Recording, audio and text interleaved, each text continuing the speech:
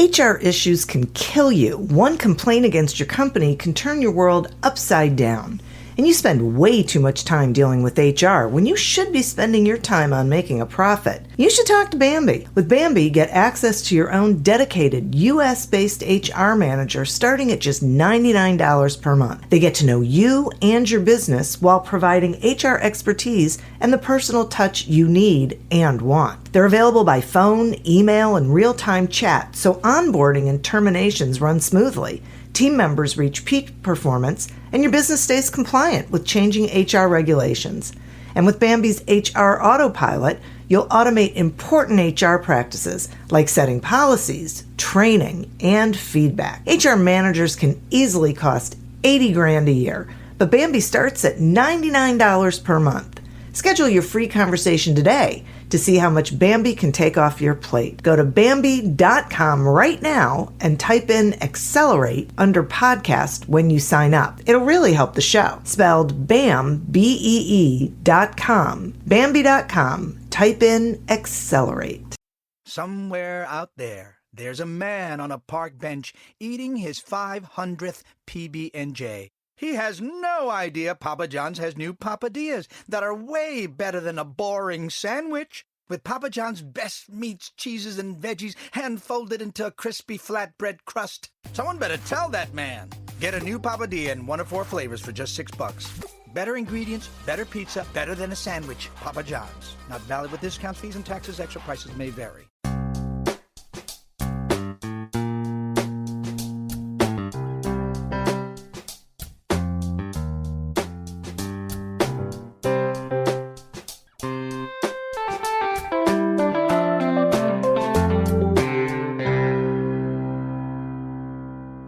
Welcome to Accelerate Your Business Growth with your host, Diane Helbig.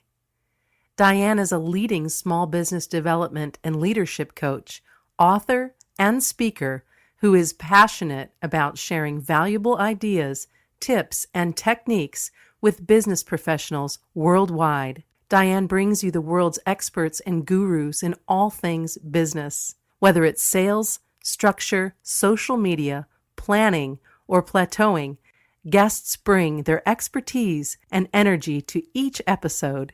When growing your business is your focus, Accelerate Your Business Growth is the show to listen to. Got a topic or guest suggestion? Let Diane know. The goal is to make sure you have the information you need to move your business forward. Thanks for joining us. Settle in and enjoy. Hi, everybody. Thank you so much for joining me. Today's podcast is sponsored by Audible.com. As I'm assuming most of you know, Audible.com is a leading provider of audiobooks, but you may not know that they also have a lot of other content. Basically, the way I look at it is if you can listen to it, they probably have it. So why not get a free trial at audibletrial.com/businessgrowth and see for yourself what you can get access to. Over the years, Accelerate Your Business Growth podcast has enjoyed inclusion on lists of the best podcasts to listen to. And I am tremendously grateful for that. And I also am aware that it's because I have had the honor of speaking with some incredible people over the years. These are folks with expertise in particular areas of business, and they join me to share that expertise with all of you. So we have a great conversation.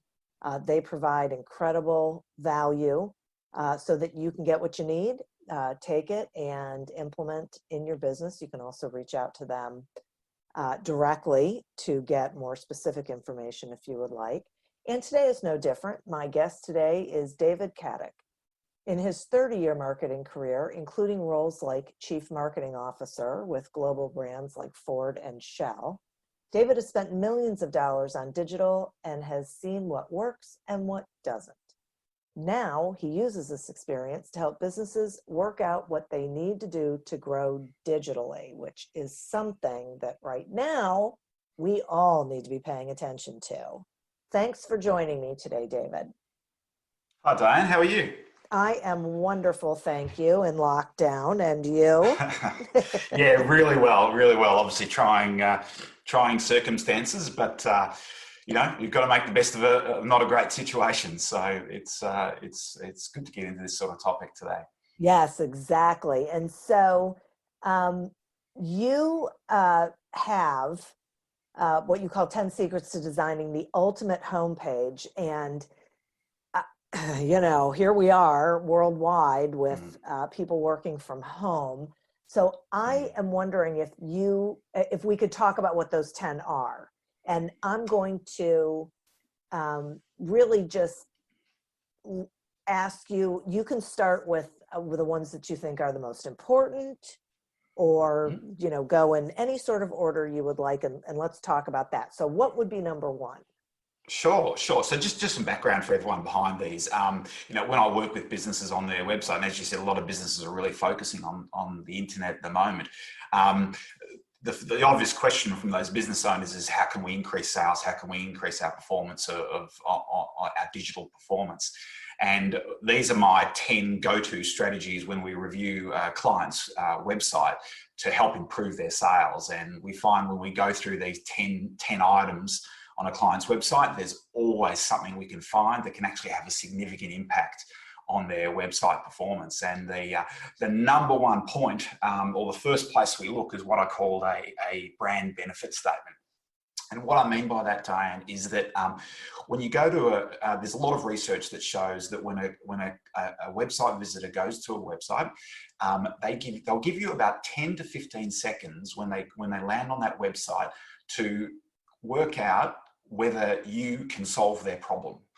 And if you don't clearly say right at the top of that web page what you do and what problem you solve for the customer, customers in this impatient day and age, they quickly lose interest and they hit the back button and they go away. So it's really important to have a really clear brand benefit statement. So that's a statement at the top of your homepage in big bold letters that says, we do this, we solve this problem for you. Now, it's not as literal as that, but it's really important that you've got a brand benefit statement that clearly says, this is the problem that we solve for the client.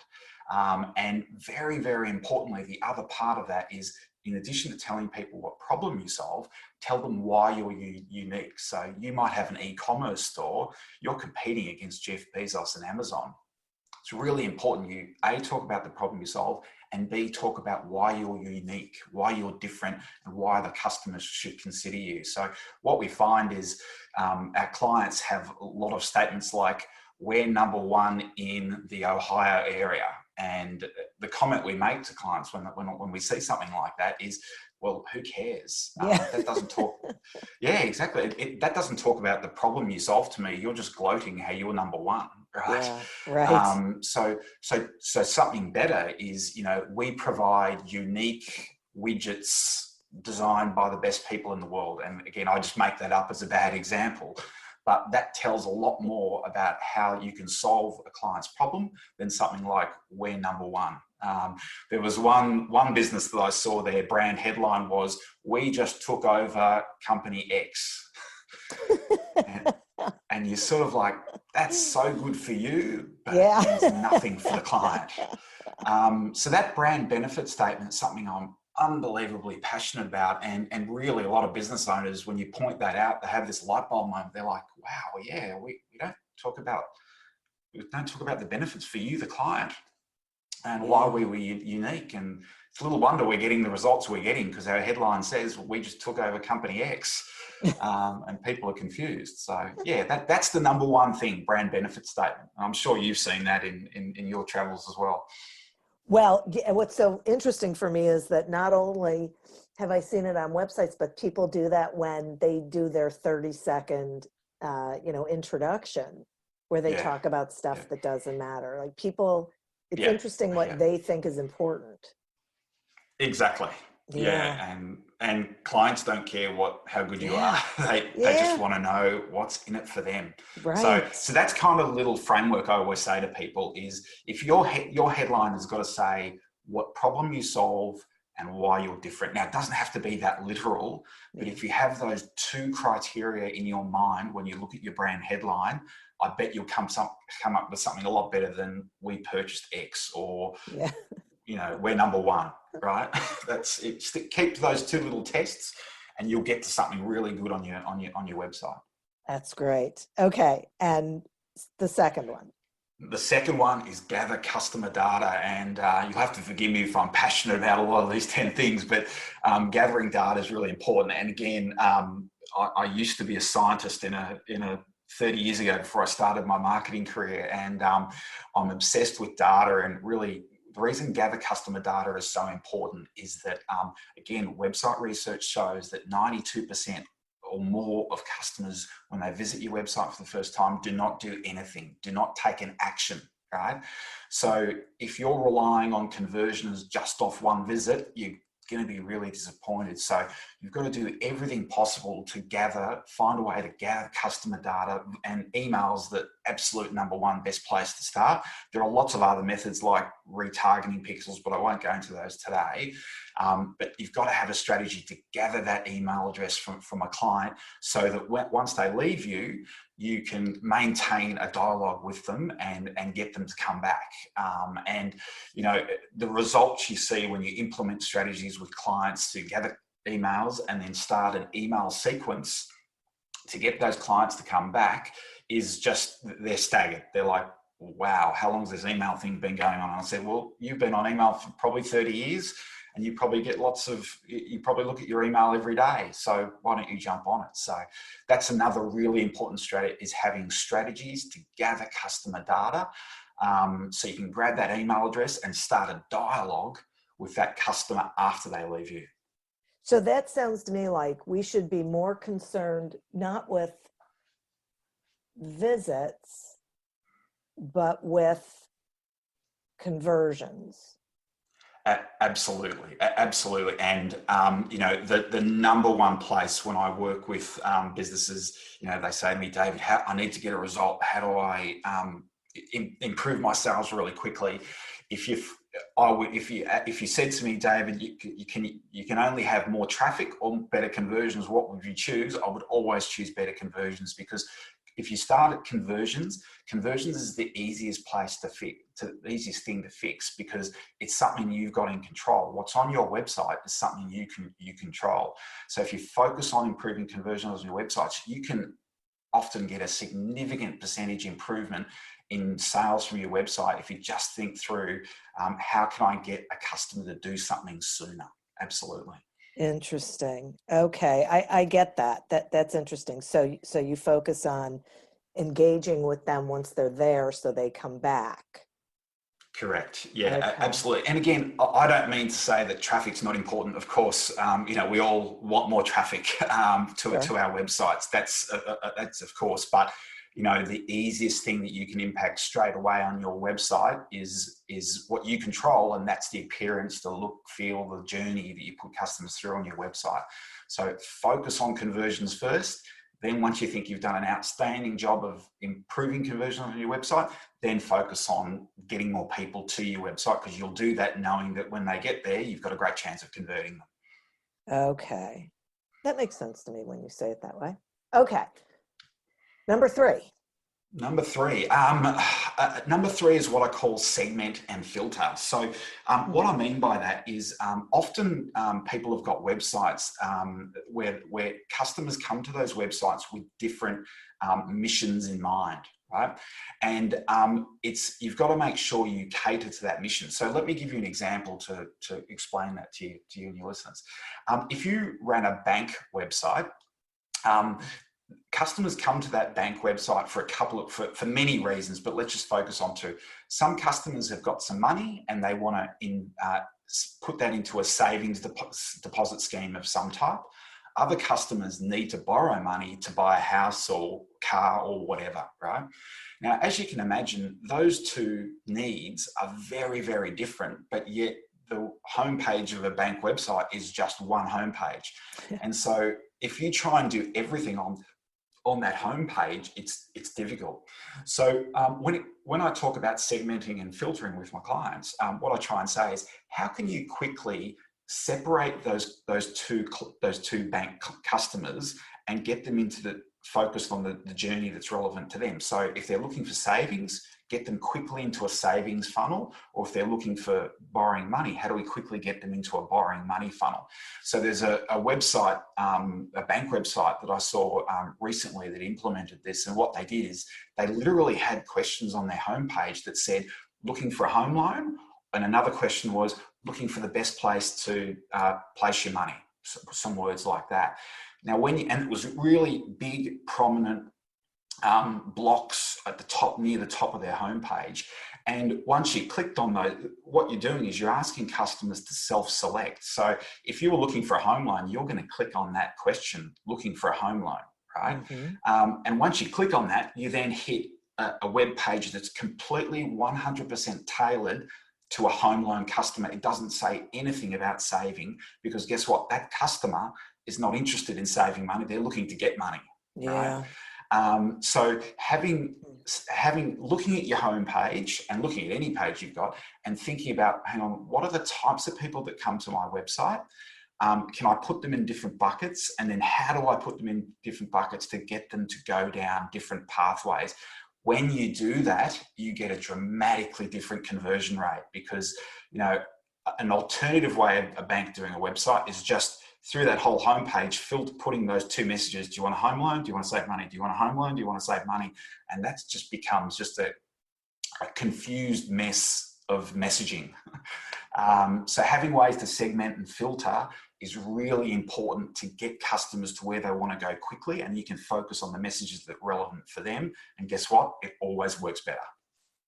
Boy, that makes so much sense to me. It's like you're speaking to different target markets and you're messaging toward that target market, not to everybody. Correct. Yeah. Correct. And, the fights that go on in marketing departments all around the world are, we've got to say this message because it's important to that customer. And then we've got to say this message on the home side because it's also important to this customer. And I've literally seen websites where they've had 5 or 6 messages because they think that they've got 5 or 6 buckets of customers, and they try and tailor those messages to everyone on the homepage. And guess what? The homepage is just confused mess. Yeah, right. For them. So it's just such a missed opportunity, because when a customer goes to that page that's got 6 messages, they're like, hang on, where do I fit in here? I don't know where to go. And 15 seconds up, back button, back to Google. And gone. Yeah. Yeah, you have to speak directly to them. That makes a ton of sense to me. For sure. For sure. Okay. Next is authority and expertise. And so what I mean by that is, many business owners have got multiple years of experience and they're a real authority in their topic, but they don't talk about it. And some business owners are embarrassed to talk about it. They're kind of like, no one wants to hear about me. And that's true. The customer wants to hear about their problem before you, but it's really important to sprinkle through your website just some reasons why you are good at what you do, right? Again, don't make it the prominent message. Don't say, I've worked in marketing for 30 years and that's the headline, because no one really cares. But sprinkle through your website and your story about, hey, I've done this for 30 years and I've tried an experiment and this is why I'm an expert, right? So don't be arrogant and overconfident, but be proud and let them know that you should be trusted in whatever your field is, because you've got some great experience. Okay. And okay. So if I'm hearing that correctly, it's weave it through the stories that you as you're talking about things. So it's validation. Correct. Okay. Correct. Yeah. And one of the things I'll talk a little bit later on is the value of story. And if you weave into that story while you do what you do, it's really powerful, incredibly powerful. And things like, again, you don't need to talk about how awesome you are right through your homepage, but little things like a picture of the business being an expert. So let's say you were a doctor. A picture of a doctor doing surgery, for example, is a really powerful image. It's like, wow, this guy's in an operating theatre operating. Now, don't make it too gory or messy, but if you're I've worked with speakers and their websites, and you look at I've looked at one speaker's website and he didn't have any image of him speaking and presenting. I'm like, hey, this is your job, but you don't show people doing their job. So we found this great image of him talking to 3,000 people on stage. And that immediately, a website visitor looks at it and goes, wow, this person's presented to 3,000 people. Pretty amazing, right? So he didn't have to talk about it. He just needed to show a really nice image of him doing what he does best. And he's like, oh, wow, that's what we call a captain obvious. Like, how come we I don't do that, right? So talk about your authority, expertise, be proud of it. Don't be arrogant about it. Don't overdo it, but just weave it in and as part of your narrative. Okay, terrific.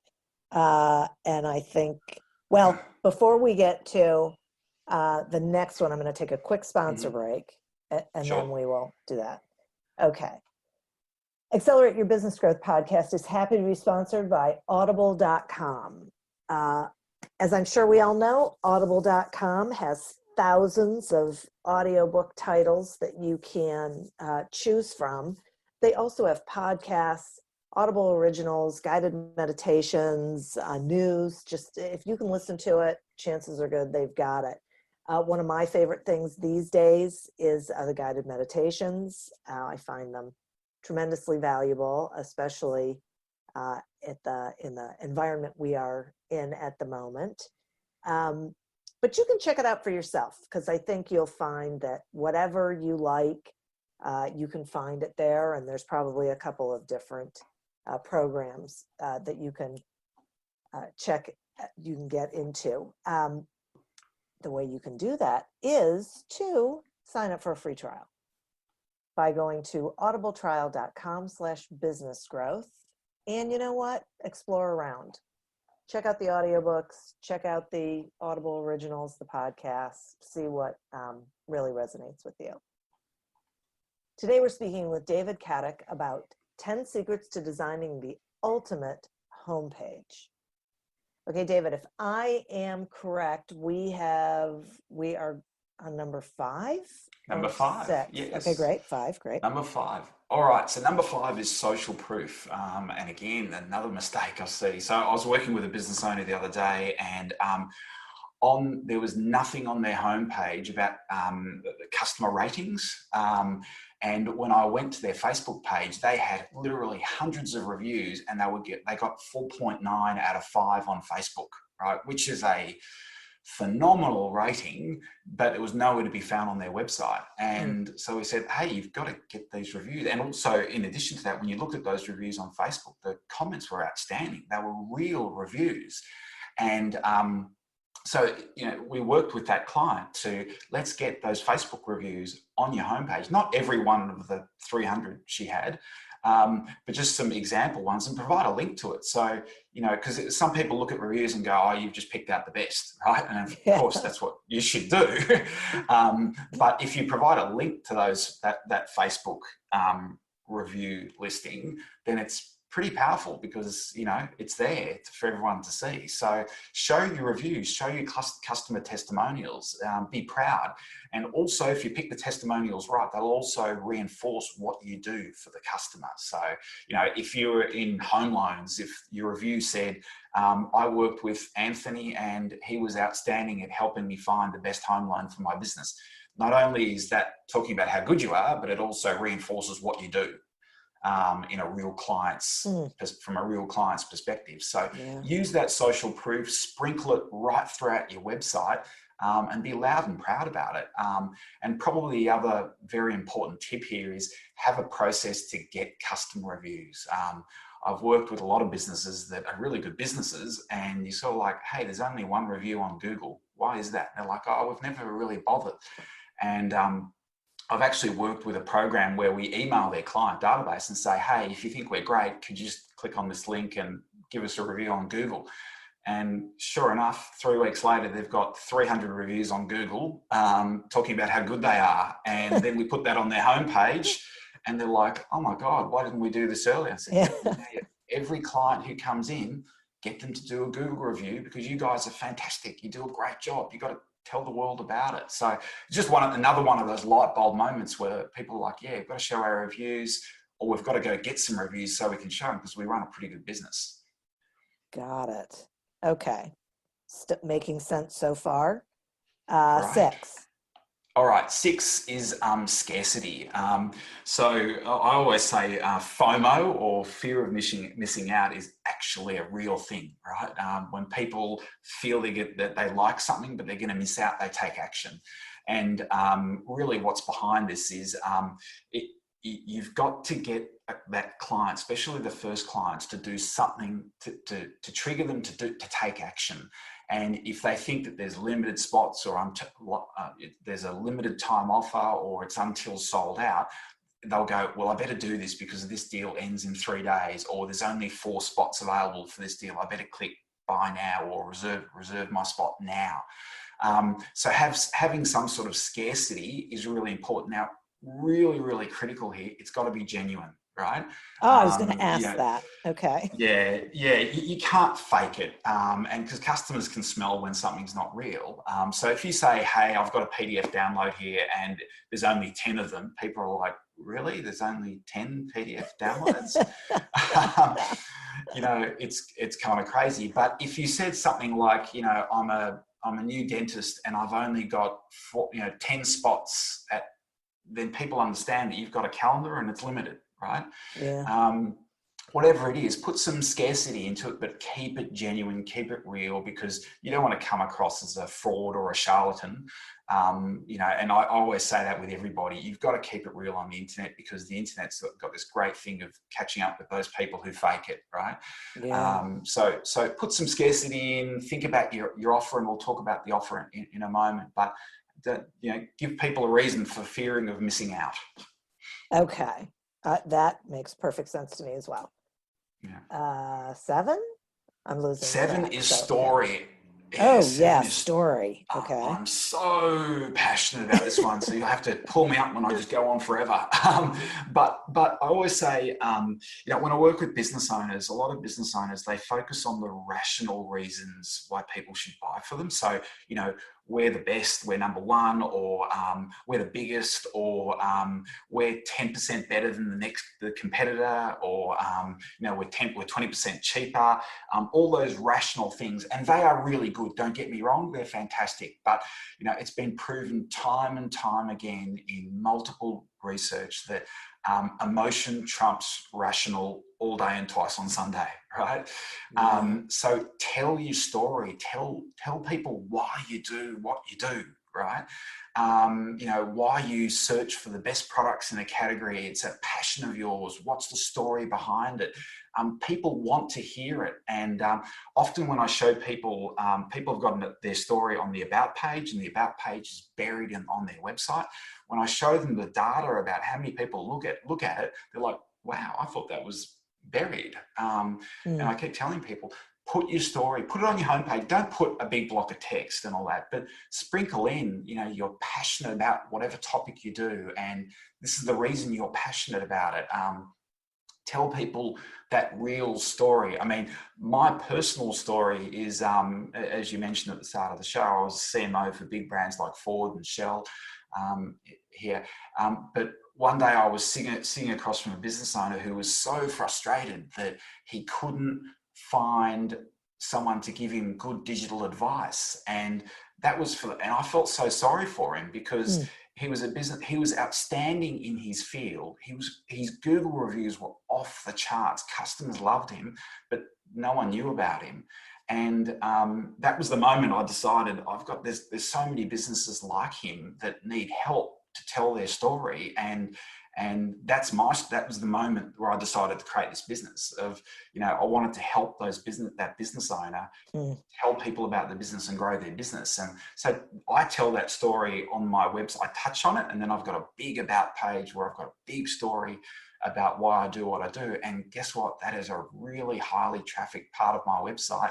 And I track the button links off it, and I know it converts for me. So tell your story and just let people know you're human and you're passionate about what you do. And it makes people take action, because emotion beats rational all day and twice on Sunday. Yeah.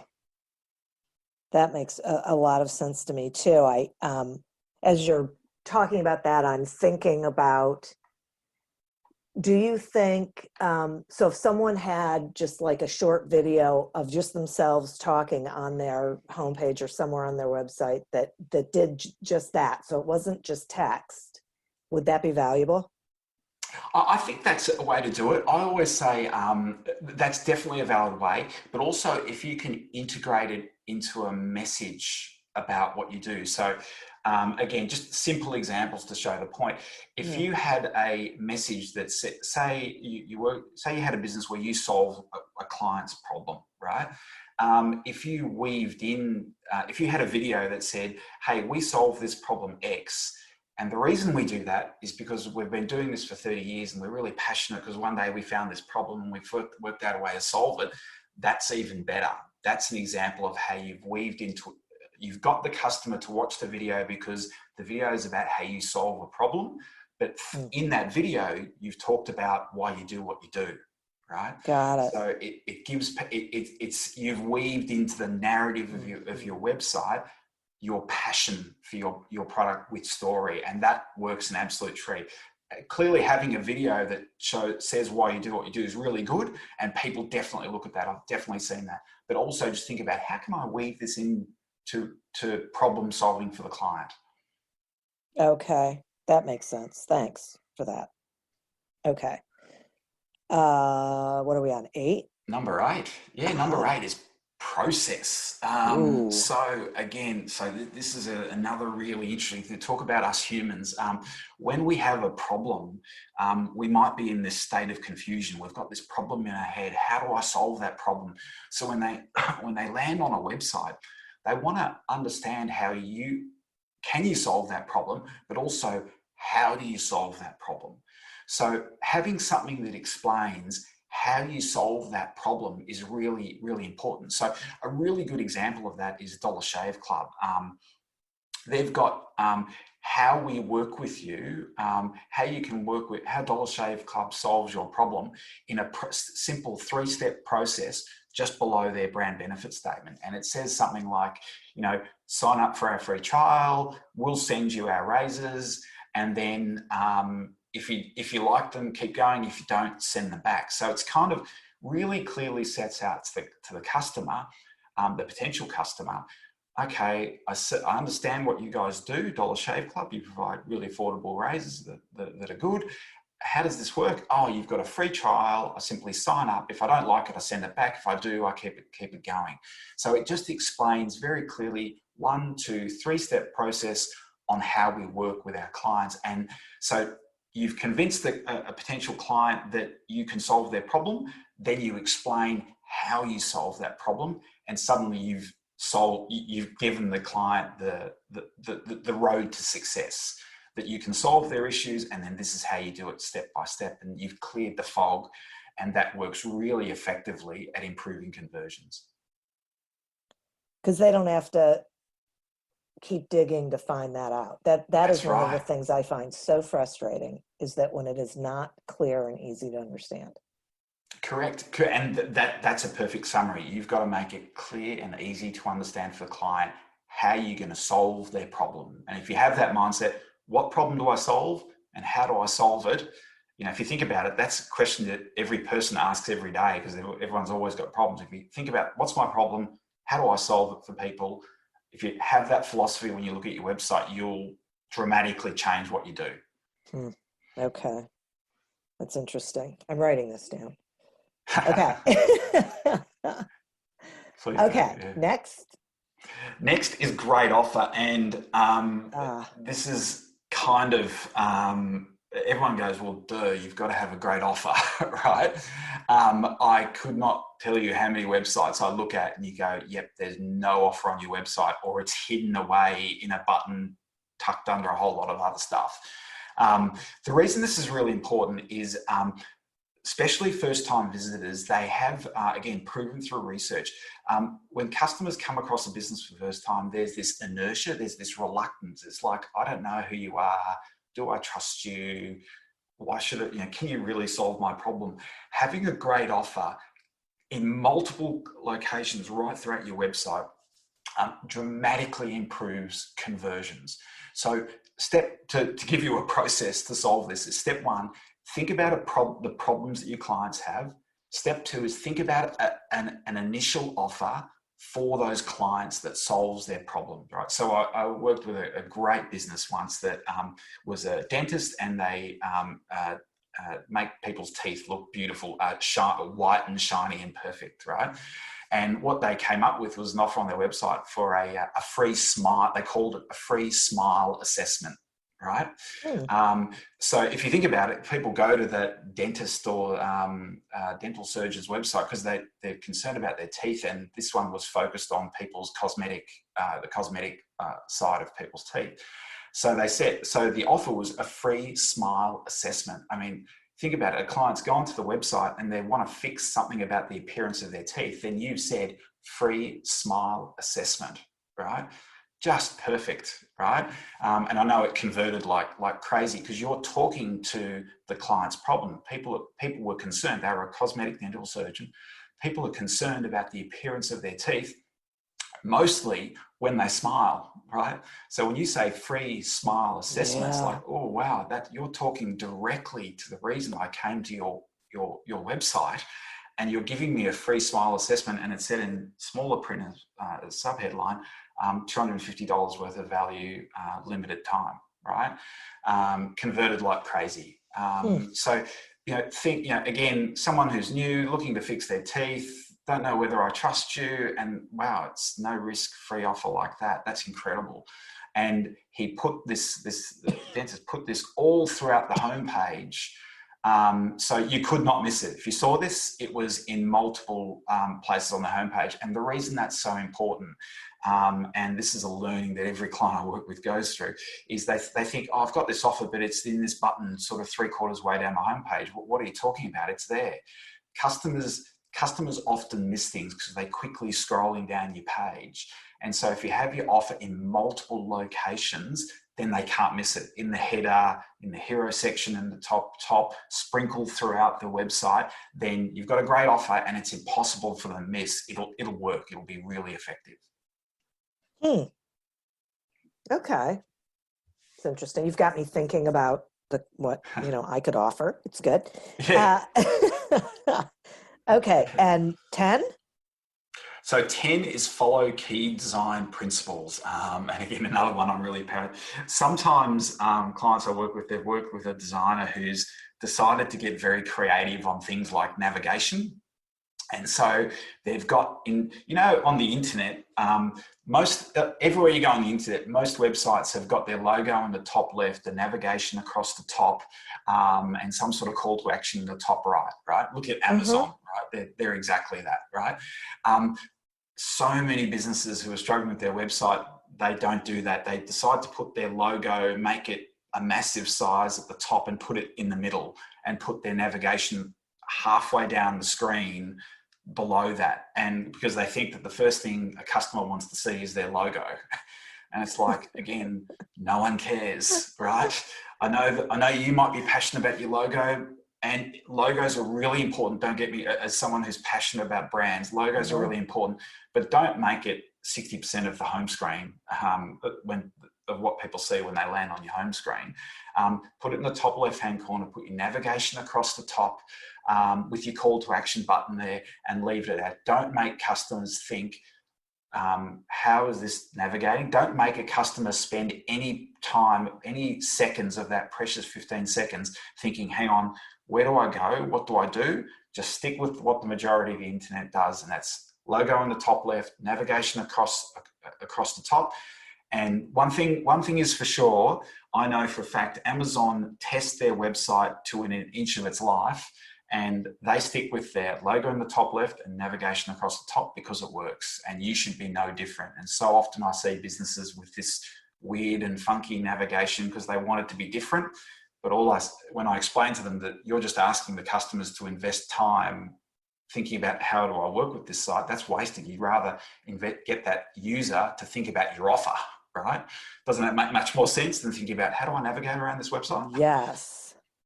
I am so glad to hear this, because a lot of times you feel like you should stand out on that aspect and be more creative. Yeah. And apparently, I guess not. Yeah, It annoys and people. it just annoys people. It's like, oh, do you want a client to come to your website and said, oh, wow, they had different navigation? Or would you rather them come to your website and say, wow, I can get a free smile assessment here. Yeah. They'll solve my smile problem. Yeah. I know what I would choose because, unfortunately having someone think your navigation is kind of different doesn't pay the bills. So navigation is the first one when it comes to following design principles. The other one is space. Oh. And so what I see here is businesses get so excited about their business and that they go, oh, we've got so many things to offer. Let's put everything there. And in doing that, their web page is cluttered and doesn't have a flow, and it's confusing. It's just this mess of buttons and messaging, and it doesn't give people a reason to breathe. And it's I always say to people, do you feel better when you walk into a messy room or a clean and spacious room? And generally, people always say clean and spacious. So think of your website like that, right? Think of your website as, how can I focus on the key messages that solve the client's problems, and just have lots of white space and be clear about what we're doing. Don't try and over message everything. And then the final one around that is limiting choices. So there's some fantastic there's some fantastic research many years ago of, when you go to a supermarket and there's someone who's offering tastings, have you seen that? Oh, sure. In supermarkets, there's this great research where they set up a table and they put 24 jars of different types of jam, right? All sorts of different flavors of jam. And they tested what the sales were of the jam, right? Then they did the same test, the same table, the same supermarket with just 3 types of jam. And what was really interesting in the research, and this has been shown also in many types of research, the more customers in the supermarket stopped at the table when it had 24 different types of jam. However, the table when it had only 3 types of jam on it sold more, right? Because in client research has been shown, when you present clients with too many options, the human brain says, oh, there's lots of options here. They look really interesting. I don't know what to choose. I'm going to defer my decision and walk away, and I'll come back another day, right? But when you give people just 1, 2, or 3 choices, it focuses them on the choices available, and they're more likely to make a decision. And that little piece of research was such a classic example of, I'm sure if you ask people, which one do you reckon would convert more, 24 jams on display or 3, everyone would choose the 24. Yeah. But it was proven that the 3 jams on display converted more because you made it more simpler. It's kind of like the old Henry Ford saying, any color as long as it's black. Yeah. Don't confuse people with so many choices. Give them the simple choice, your best choice, and focus your website on those things. And you'll get to your better space. Again, that doesn't mean you can't talk about all your products on your website, but pick the 1, 2, or 3 that are kind of your hero products that clearly talk about what you do. Give good examples about what you do, and focus on those. And then as people get more and more into your website, you can introduce those other products. So you'll definitely be able to talk about all those products. Just do them in a way doesn't overwhelm the user. So one of the things that I really love about that is, I know this is a real big problem that business owners and salespeople have, is that they think they have to tell everybody everything all at once, or they're going to miss out on something. And what they don't realize is they are overwhelming people, and people aren't even hearing or seeing what they're saying. So it's a great, I appreciate the study with the jam, because it's a great thing for people to remember that the more choices you give people, they throw up their hands and say, okay, I'm just going to do nothing. Correct. Because it's sort of overworking their decision-making processes. So, and this is what I like about this, keep it clean, keep it targeted. It's not like you can't talk about these things, but they have their place. Correct. And often with my clients, when you force them to rank the products and services that are most important, at first they get very uncomfortable because it's like kind of picking your favorite child.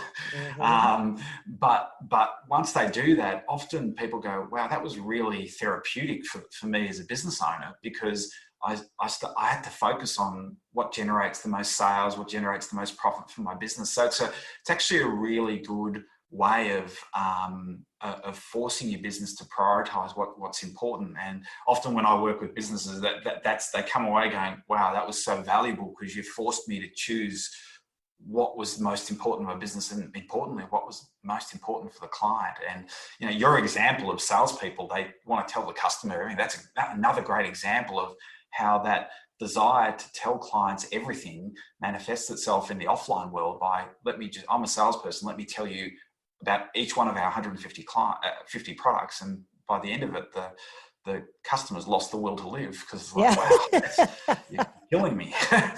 You're killing It's me so for it. true. So Yeah. So focus on those limited choices. Yeah, right. I love that. I love that. And I think it's so great, because it really, for me, it is a philosophy in general that business owners should take. So it should be with their website. It should be with their marketing. It should be with their conversations. Yeah. It's just, how great is that? And it makes it so much easier and simpler for everybody. Correct. Wow. That is Correct. really terrific. Yeah, it's a really, and that's why I always say with these 10 things, the other part I'd want people to understand is, don't just think about these 10 things just for your homepage. Think about them for your whole website as well. But very importantly, they'll often tease out what's the best thing for your business in total, right? Like, as you just said, picking the best products that you need to promote. That's actually a good process for business owners to go through for their whole business. Because often if online they're trying to sell 1,000 products all at once, they're probably doing the same thing offline, and they probably need to have that same, hang on, are we putting customers through the right process in our bricks and mortar shop, not just the website? So yeah, really, really important. Yeah. And it's a mindset, right? I just think the way of looking at it, for the website, for these 10 points, they revolve around the same goal for me, which is what matters to your client. Correct. And make sure that's what you're sharing, not what you think is important, but what, the problem you solve for them, because that's what they care about. And that's why they're coming to your website. Yeah, it's that crazy thing that it actually all is about the client, not you, the customer, not you. And wait a minute. Yeah, well, hang on, what's going on here? Whoa, what's this crazy talk, right? It's if you force yourself to stop, and simple question again when I work with clients is, who is your perfect target customer? And often they'll reel off 10 and you're like, whoa.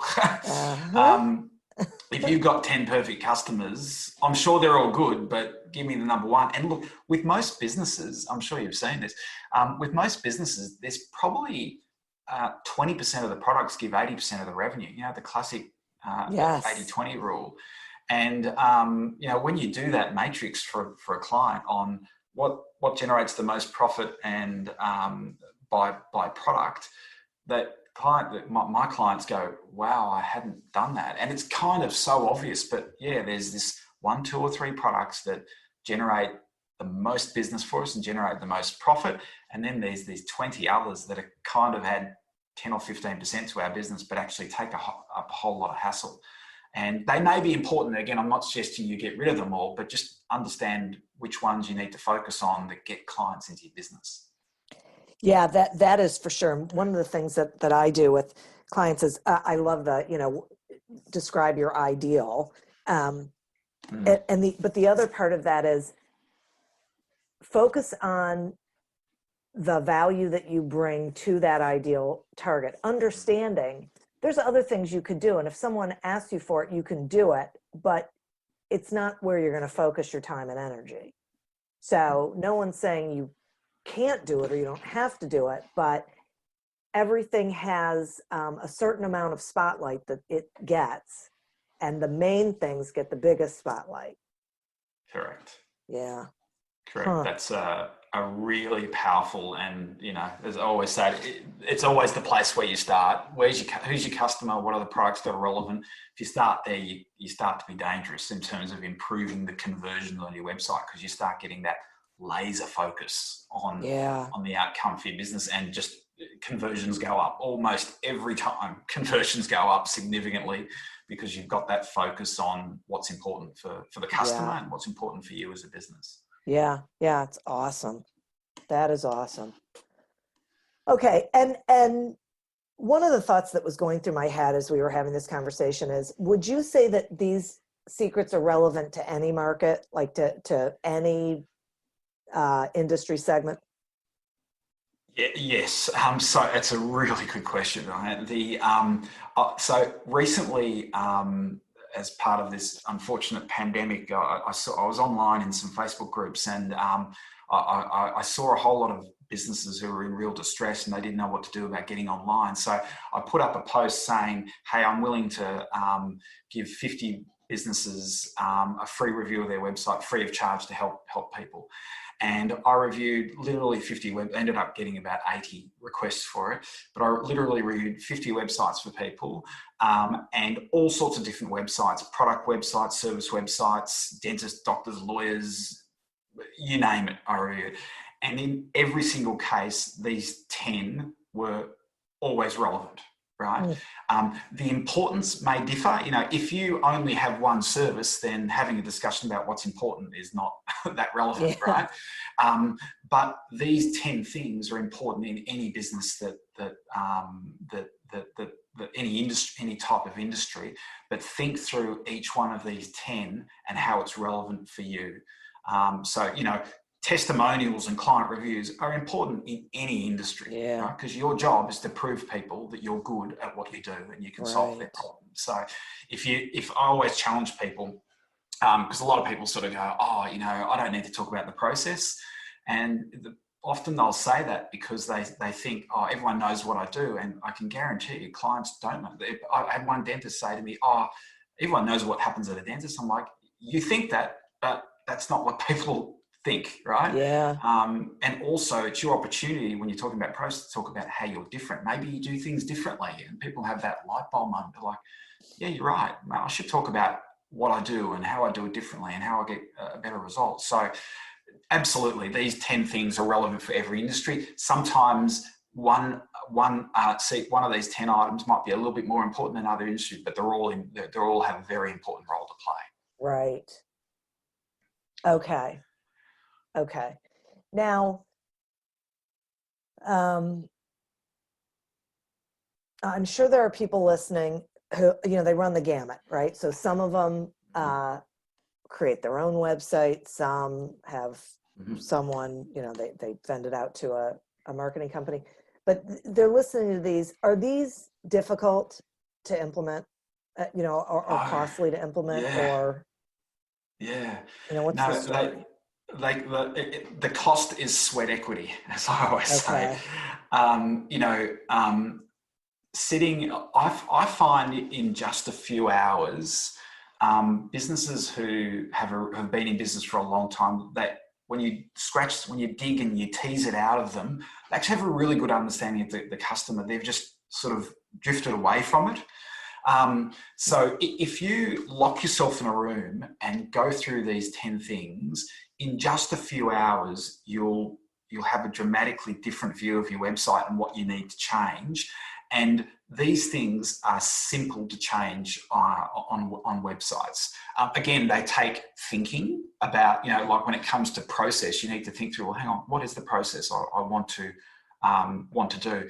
But before, I always say to people, lock yourself in a room, go through these 10 things, look at your website and go through these 10 things. Then step 2 is, don't just jump into the technology. Step 2 is get out the good old fashioned piece of paper and pen and sketch out under each of these 10 things what you're going to do about them and what you need to change. So sketch on a piece of paper use a pencil and a blank piece of paper, then sketch your homepage again with a piece of paper and a pencil, sketch out how you're going to change your homepage. Then the very last thing you should do is actually jump into the technology.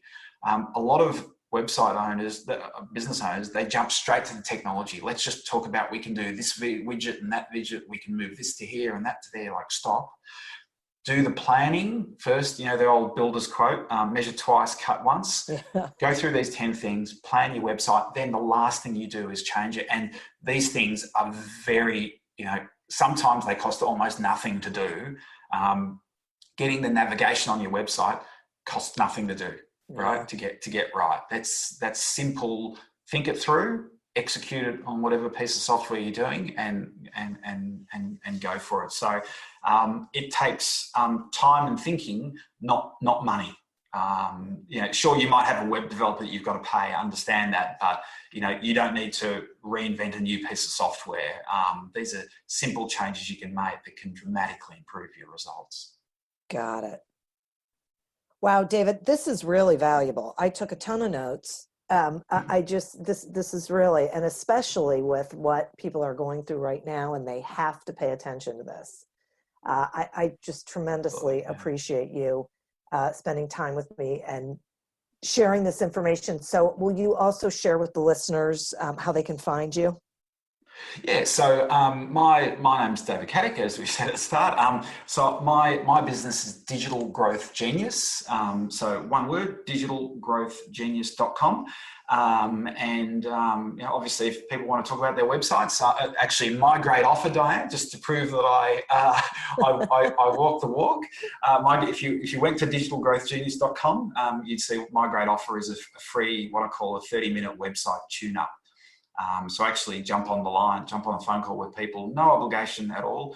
And I actually go through with them their website and give them some real-time feedback for them. So I'm practicing what I preach, but also if they go to my website, they'll find some free downloadable guides. I've got a free downloadable guide for these 10 things and lots of other good stuff. But if they go to digitalgrowthgenius.com, they can find me and book a time with me or get some free information on this, whatever it takes. Often business owners can work through this themselves. So, but I'm more than happy to help. That's fabulous. Thank you so much. And listeners, thank you. You are who we are doing this for. And I'd also like to thank audible.com. For offering all of you a free trial. So you can explore the audiobooks and the programs that they have. Just go to audibletrial.com/businessgrowth to sign up. As always, continue to prosper and be curious. And until we meet again on another episode of Accelerate Your Business Growth, goodbye and good day. 15 minutes could save you 15% or more. Oh, that's a cheer we used to do in softball. What? It's actually Geico. Whenever someone hit a triple, we would wave our bats and yell, 15 minutes could save you 15% or more. But we never got to use it because we would only hit home runs. Annoying. The phrase is from Geico because they help save people money. Geico? Yeah, they were our team sponsor.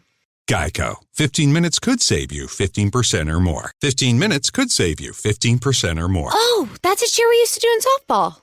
What? It's actually Geico. Whenever someone hit a triple, we would wave our bats and yell, 15 minutes could save you 15% or more. But we never got to use it because we would only hit home runs. Annoying. The phrase is from Geico because they help save people money. Geico? Yeah, they were our team sponsor. Geico. 15 minutes could save you 15% or more.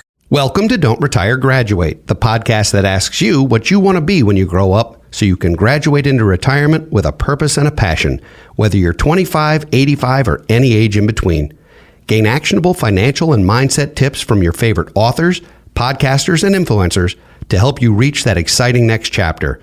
Listen now and start building your path to financial freedom and reframing what retirement can mean to you.